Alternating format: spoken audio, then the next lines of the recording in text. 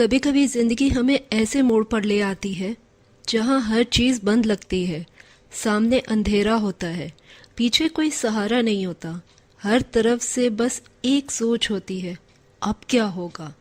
اور اس سوچ کے ساتھ انسان کا دل اور دماغ دونوں تھک جاتے ہیں۔ لیکن اصل میں یہ وہ وقت ہوتا ہے جب اللہ سب سے بڑی کرم نوازی کرنے والا ہوتا ہے۔ انسان اپنی سوچ اور اپنی پلاننگ میں اتنا گھل جاتا ہے کہ وہ بھول ہی جاتا ہے کہ اصلی قوت کس کے پاس ہے، جو کہ صرف اور صرف اس کے رب کے پاس ہے۔ ہم سوچتے ہیں کہ ہم سب کچھ کنٹرول کر سکتے ہیں، لیکن جب کنٹرول چھوٹ جاتا ہے تو ہم گھبرا جاتے ہیں اور وہیں پر بندہ رک جاتا ہے۔ تو بس پھر تھوڑا سا رک جاؤ، ایک گہرا سانس لو اور دل سے کہو، یا اللہ مجھے تجھ پر یقین ہے، تو سب کچھ بدل سکتا ہے۔ تو سب کچھ واقعی بدلنا شروع ہو جاتا ہے۔ یقین صرف لفظوں کا نام نہیں ہوتا ہے، یقین وہ ہوتا ہے جو تمہارے دل کہہ رہا ہوتا ہے کہ میں اکیلا نہیں ہوں، میرے ساتھ میرا رب ہے۔ جب بندہ اپنے رب کو وکیل بنا لیتا ہے، اپنی پلاننگ اس کے حوالے کر دیتا ہے، تو زندگی کے راستے اپنے آپ بننے لگتے ہیں۔ وہ راستے جو تمہیں لگتا ہے کہ کبھی کھلیں گے ہی نہیں، وہی راستے اللہ تمہارے لیے نئی منزلوں تک لے جاتا ہے۔ کیا تم نے عائشہ کی سٹوری نہیں سنی؟ تو میں سناتی ہوں۔ ایک لڑکی تھی جس کا نام عائشہ تھا۔ عائشہ ایک مڈل کلاس فیملی سے تعلق رکھتی تھی۔ اس کا خواب تھا کہ وہ تعلیم مکمل کر کے اپنے ماں باپ کا سہارا بنے، لیکن گھر کے حالات اتنے برے تھے کہ کھانے پینے کے بھی لالے پڑے ہوئے تھے، تو فیس کیسے دینی تھی؟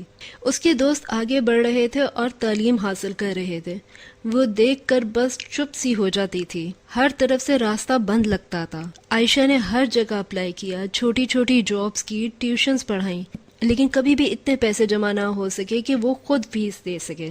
ایک رات وہ خوب روئی اور اللہ سے خوب گڑ گڑا کر دعا کی، یا اللہ تو سب کچھ کر سکتا ہے، تو ہی میرا مالک ہے، میں تھک چکی ہوں، آپ سب کچھ تیرے حوالے ہے۔ وہ صرف لفظوں سے نہیں کہہ رہی تھی، اس کا دل واقعی یقین کر رہا تھا کہ اللہ سب کچھ کر سکتا ہے۔ اور پھر کیا ہوا؟ اس کے کالج میں ایک نئی اسکالرشپ اناؤنس ہوئی۔ وہ اسکالرشپ عائشہ جیسے بچوں کے لیے ہی تھی جن کے حالات مشکل تھے۔ عائشہ نے اس اسکالرشپ کے لیے اپلائی کیا اور اس کو وہ اسکالرشپ مل گئی۔ اس نے اپنی تعلیم مکمل کی اور آج وہ اپنے گھر کا سہارا بنی ہوئی ہے۔ عائشہ نے کچھ الگ نہیں کیا، صرف اپنے دل میں یہ یقین رکھا کہ اللہ ہے اور وہ اس کو اس مشکل سے نکال دے گا۔ اللہ پر یقین کرتے ہوئے وہ ایسی منزل تک جا پہنچی جو اس کے تصور میں بھی نہیں تھی۔ یہ کہانی صرف عائشہ کی نہیں تھی، یہ ہم سب کی کہانی ہے۔ ہر انسان کی زندگی میں ایسا لمحہ ضرور آتا ہے جہاں لگتا ہے کہ سب کچھ ختم ہو گیا، اب آگے کوئی راستہ ہی نہیں، لیکن اصل میں وہی وقت ہوتا ہے اللہ کی رحمت کا۔ اللہ صرف یہ دیکھنا چاہتا ہے کہ کیا انسان سب کچھ میرے حوالے کرتا ہے کہ نہیں۔ کتنی بار ہم شکایتیں کرتے ہیں، لیکن ہم یہ بھول جاتے ہیں کہ آخر کتنی بار اللہ نے چھوٹی چھوٹی طریقے سے ہماری مدد کی تھی۔ ہم بھول جاتے ہیں کہ ہر مشکل کے ساتھ آسانی ہوتی ہے۔ بس وہ یقین چاہیے جو حضرت موسیٰ علیہ السلام نے سمندر کے کنارے کیا تھا، وہ صبر چاہیے جو حضرت ابراہیم علیہ السلام نے آگ کے اندر کھڑے ہو کر کیا تھا۔ اور سنو، جب تمہارا یقین اللہ پر مضبوط ہو جاتا ہے تو دنیا کی کوئی طاقت تمہیں توڑ نہیں سکتے۔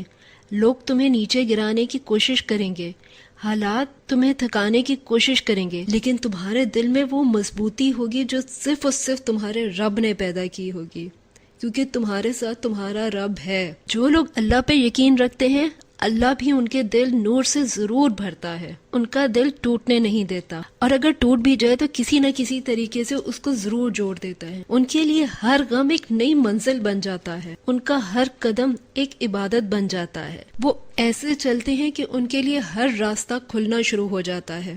اس لیے جو بھی حال ہو، جو بھی مشکل ہو، صرف ایک بات یاد رکھنا، اللہ پر یقین کر کے تو دیکھو، راستے خود بن جاتے ہیں۔ بس اسی یقین کے ساتھ جینا سیکھو، کیونکہ کبھی کبھی زندگی سمجھنے کے لیے ایک عام سی بات بھی کافی ہوتی ہے، اور زندگی گزارنے کے لیے چاہیے ہی کیا؟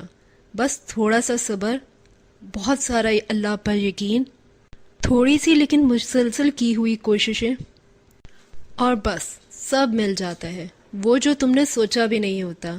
اور اگر کوئی چیز نہیں مل رہی تو یقین جانو کہ اس میں اللہ کی کوئی بہتری ہوتی ہے، وہ تمہارے لیے تھی ہی نہیں۔ یہ بات شاید تمہیں آج سمجھ نہ آئے، لیکن کچھ سالوں کے بعد جب تم اسی راستے کو دوبارہ دیکھنے کی کوشش کرو گے تو تمہیں اس بات کا یقین ہو جائے گا کہ وہ جو راستہ بند ہوا تھا اس کے پیچھے اللہ کی کتنی بڑی مصلحت تھی۔ وہ خواہش اگر تب پوری ہو جاتی تو شاید آج تم اس مقام پر نہیں ہوتے، آج یہ سکون تمہاری زندگی میں نہیں ہوتا۔ تو کبھی بھی یہ مت سوچنا کہ جو راستے بند ہو گئے ہیں اس میں تمہارا قصور تھا، اس میں کوئی نہ کوئی اللہ کی بہتری تھی۔ تو بس پھر آگے بڑھو، اللہ پہ یقین رکھو۔